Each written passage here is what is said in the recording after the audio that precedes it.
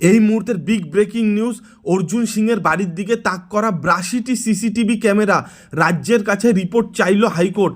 সদ্য তৃণমূলের বিরুদ্ধে বিদ্রোহ ঘোষণা করে বিজেপির প্রার্থী হয়েছেন অর্জুন সিং।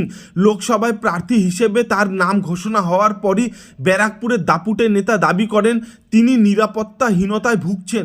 শুধু তার ওপর নয়, তার বাড়িতে কারা যাচ্ছে আসছে তার ওপরেও নাকি নজর রাখা হচ্ছে, এমনই অভিযোগ তুলে কলকাতা হাইকোর্টের দ্বারস্থ হয়েছিলেন তিনি।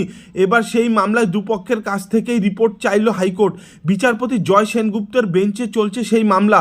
অর্জুন অভিযোগ করেছিলেন 82টি সিসিটিভি তার বাড়ির দিকে তাক করে বসানো হয়েছে। বিচারপতি সেনগুপ্ত এদিন নির্দেশ দিয়েছেন অর্জুন সিংয়ের নিরাপত্তার দায়িত্বে থাকা সিআইএসএফকে এই অভিযোগ নিয়ে একটি রিপোর্ট দিতে হবে হাইকোর্টে।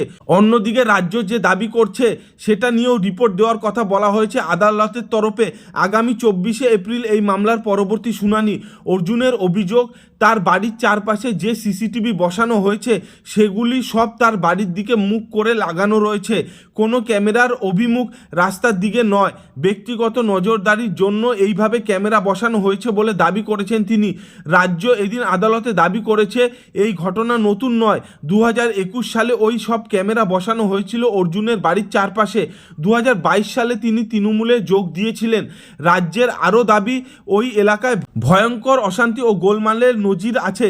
বিজেপিতে থাকাকালীন ওই ক্যামেরা লাগানো হলেও তখন তিনি বাধা দেননি কেন, সেই প্রশ্ন তুলছে রাজ্য। শুনানিতে বিরোধী দলনেতা শুভেন্দু অধিকারীর প্রসঙ্গ উঠে আসে এদিন। তার বাড়ির দিকে তাক করেও সিসিটিভি ক্যামেরা বসানোর অভিযোগ ওঠে। পরে আদালতের নির্দেশে সেসব সরানো হয়েছিল।